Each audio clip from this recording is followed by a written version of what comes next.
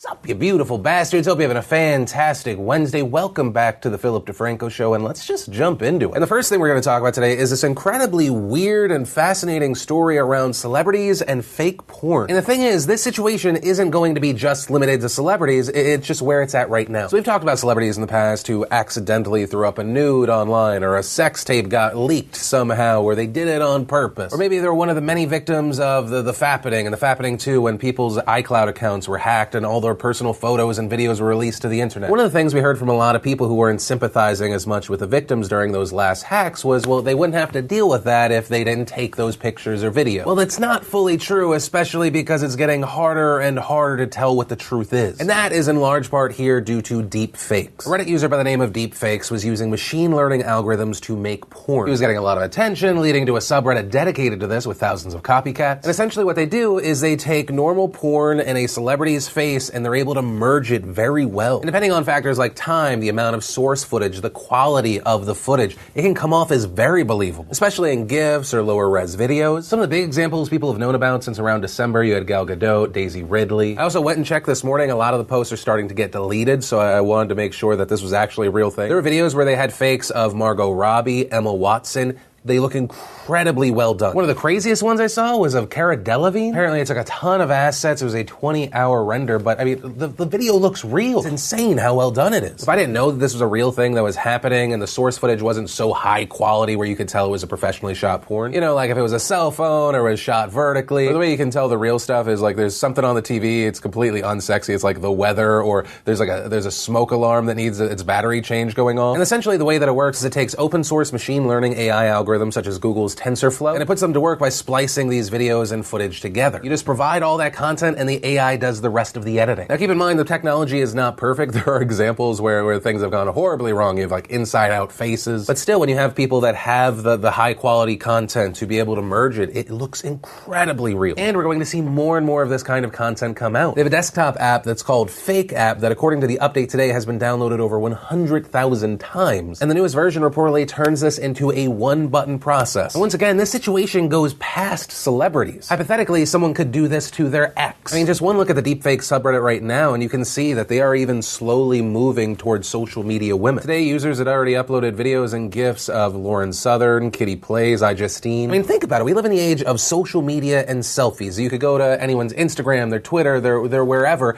You're going to find so much content, so many high-quality images of someone's face from different angles. You throw it into this program, all of a sudden you have stills, you have GIFs, you have low-res video. Also, a person posts that online, they may think the Emma Watson one's fake, but why Jessica? There's probably going to be a lot of people that aren't going to believe that someone went through this crazy process to fake it. I mean, fake photos, photoshopped photos are already used as a harassment tool, as revenge porn, but putting it in the realm of video is just, it takes to the next level. It makes it that much more believable. Also, whether Jessica or some celebrity, what do these people do? What's the legal situation here? This is something experts have started to argue over because there are claims that you could say this is defamation. You can have the video removed that way, but of course this is the internet, so everything that is ever uploaded will be on the internet forever in one way, shape, or form. Just how you get to it or find it or share it changes. So you could claim defamation. The video is a false statement of fact, aka representing that it's you in the video when it is not, but that requires a huge lawsuit, and then you have to deal with that person's defense that you're violating their First Amendment right to free speech. Art is considered free speech, so you may have a potential legal problem there. As Eric Goldman, a Santa Clara University School of Law professor, stated, all content is presumptively protected by the First Amendment, so the burden will be on the plaintiff, you, to find a doctrine outside the First Amendment or to explain how the claim avoids any First Amendment protections. Additionally, you're going to run into a problem if the content is posted anonymously. If it's on an overseas server, you might be screwed. Location in situations like this creates a whole different headache. Plus, if you're a public figure, you're a celebrity, a politician, or whatever, your right to privacy is even less. And so essentially your protections are fewer, and because you are who you are, the demand is higher than your everyday person. Additionally, the naked parts being shown aren't yours. Also, a lot of the videos being shared aren't saying that these are real. Once again, that's because right now it is at a showcasing of technology point. And as far as what this means moving forward, it's really just the acceleration of an issue we are going to have more and more. We've talked about programs in the past where you can get a webcam, you're talking, you're able, thanks to this program,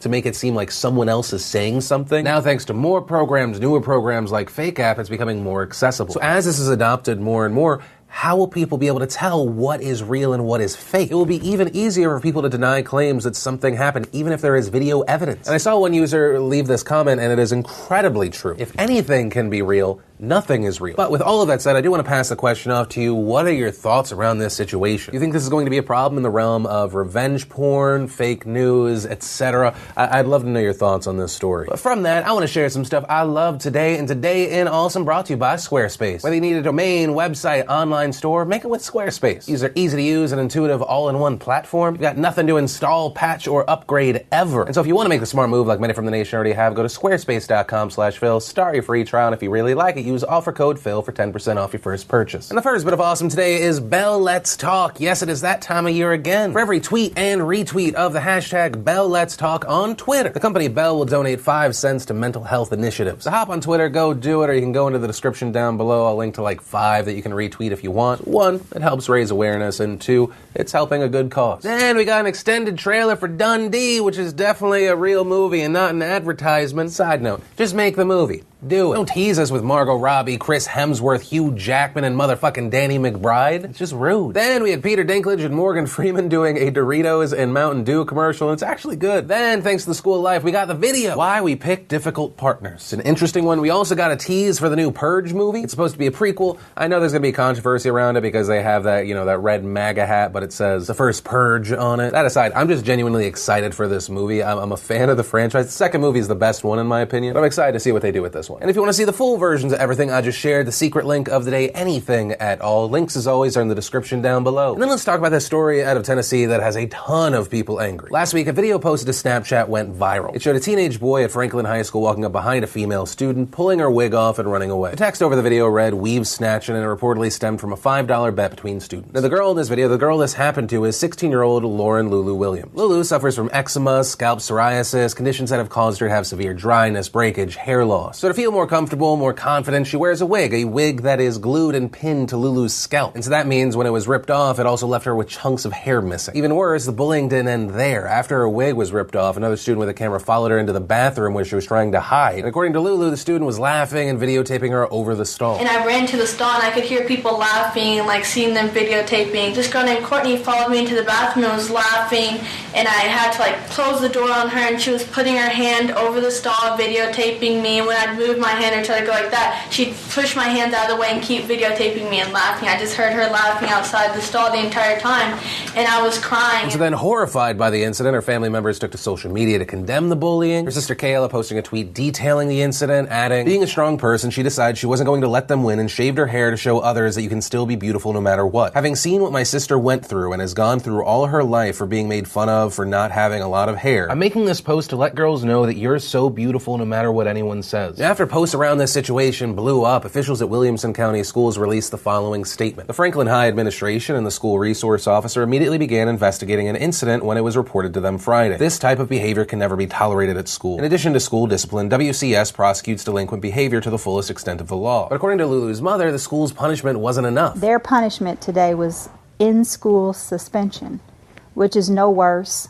than detention. We then saw Williamson County School Superintendent Dr. Mike Looney tweet, "For those concerned about the incident at FHS late Friday, the administration and law enforcement are on it. Please remember, when you retweet, share, or react to social media posts, you give those in the wrong even more attention." And following that, many, including the family, have taken that message as the school discouraging victims from speaking out, the school trying to keep this under wraps. Also, because I guess the superintendent doesn't understand the internet, that has just resulted in this story being shared even more. And where I personally stand is I agree with the family. I'm glad the family is saying they're moving forward to prosecute the students involved. I also feel like it's very odd that the school's saying don't share it, you're going to give the bad people attention. I agree with that notion if we're talking about people that are trying to be martyrs, serial killers who are issuing manifestos trying to be infamous. But some shitheads that are too stupid to realize they're filming evidence against them in an assault? If I had the names and pictures of the people that harassed, assaulted this young girl, I would 100% put them on screen. They thought they were being funny? Let the whole world know what a shit person they are. Also, the school giving in-school suspension for a punishment that once again was ripping a a girl's hair out? That's an assault, yet they gave this guy the same punishment that I received for being late 3 times to one class. That's just insane to me, but I will pass the question off to you. What are your thoughts here? Big deal, not a big deal? I'd love to know what you're thinking. And the last thing I want to talk about today is last night's State of the Union address. There was a lot to cover, too much for one episode. It was a long State of the Union, not Bill Clinton long, but still long. And so with that said, I kind of want to split it into 2 pieces. The first, as far as presentation and reception,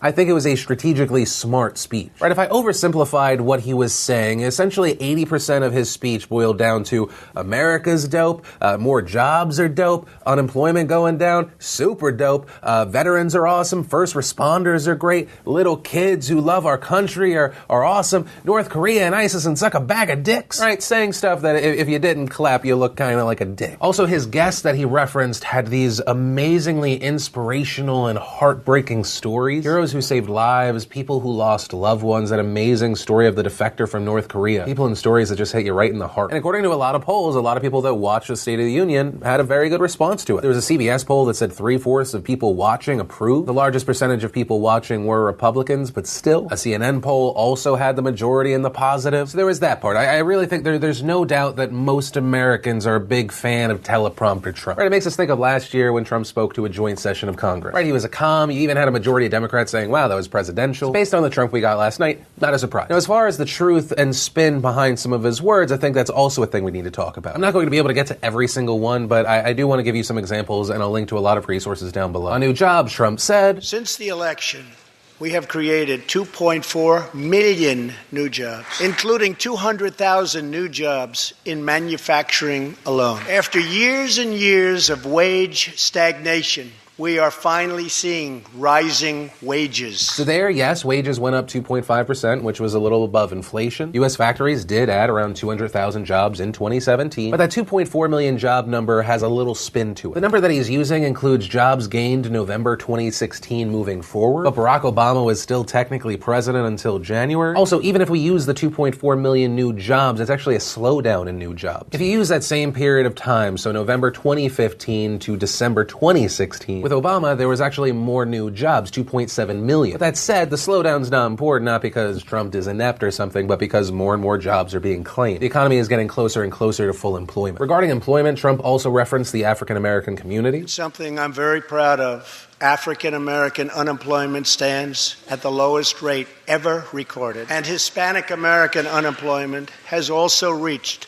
the lowest levels in history. And around this, there was a viral moment online last night. People taking pictures and videos of the Congressional Black Caucus not clapping during this moment. Many stating that this moment was damning or hypocrisy. But the defense for the Congressional Black Caucus here is they just don't see Trump as the reason this is happening. If you look at black unemployment in the United States over the past 2 decades, you'll see that it peaked at around 2009, 2010, and it's been on a continued downward trend since then. We also saw Trump say that he was going to keep open detention centers in Guantanamo Bay. I just signed, prior to walking in, an order directing Secretary Mattis, who is doing a great job, to re-examine our military detention policy and to keep open the detention facilities in Guantanamo Bay. There were a lot of people that were angry about that. They criticized the president for that. But I would say there, as a counterpoint, is that Guantanamo Bay is a very complex issue. You had 8 years of an Obama presidency, and it's still open. Also, one of the big standouts is when Trump talked about immigration. They talked about it saying that there are 4 pillars. The first pillar